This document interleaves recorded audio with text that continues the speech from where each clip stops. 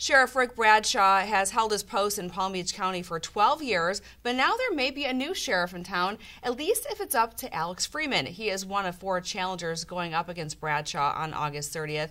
Candidate Alex Freeman joins us now from Riviera Beach. Hi, Alex. Hi, how are you doing today? Great, thank you. Now, your opponent, Rick Bradshaw, who led the West Palm Beach Police Department before being elected sheriff, says those running against him aren't qualified. What do you say to that? Well, of course, that is not true. I am actually, out of the 3 people that are challenging Bradshaw, is probably one of the most qualified persons in this race to challenge him and also be victorious in this election.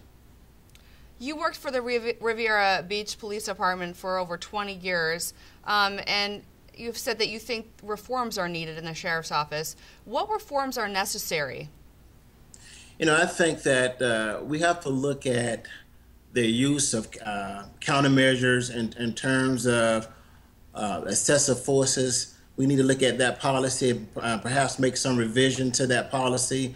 And we need to hold deputies accountable for their actions. And unfortunately, under this administration, because there's no transparency, accountability, and accessibility, they're not holding anyone accountable for their actions. And speaking of accountability, what are your thoughts on body cameras in the police department?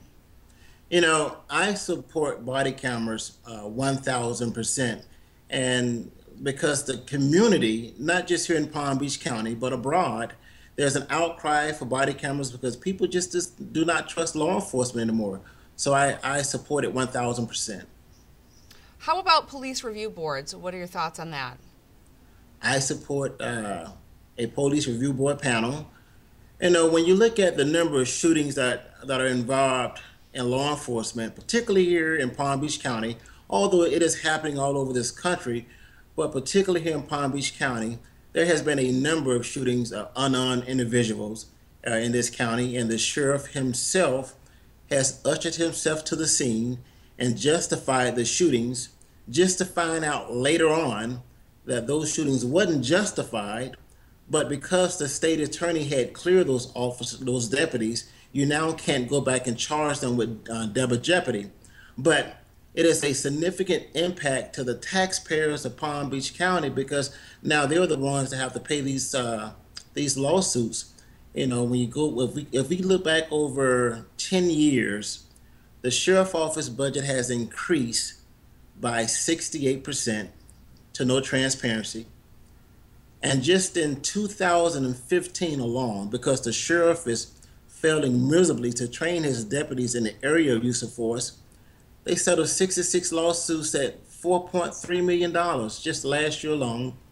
And in this year, they settled 7 lawsuits for $2.5 million for the use of excessive force by his deputies.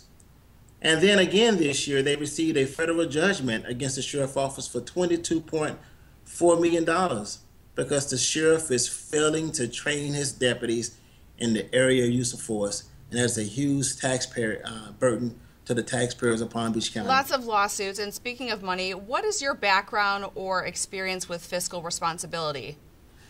I retired from the City of River Beach Police Department last year.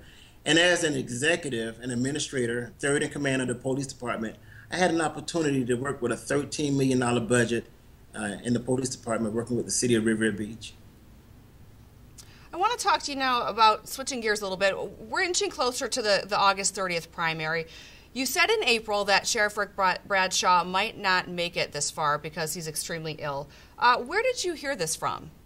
I think that was taken out of context by this guy, Jose Lambian. I had heard, just like a plethora of people here in Palm Beach County, that the sheriff had some ailments. But he took it out of context in terms of saying that I was saying that the sheriff wasn't going to be around, meaning that he was going to probably be deceased. And I definitely didn't say that. But that is what Jose Lambian reported.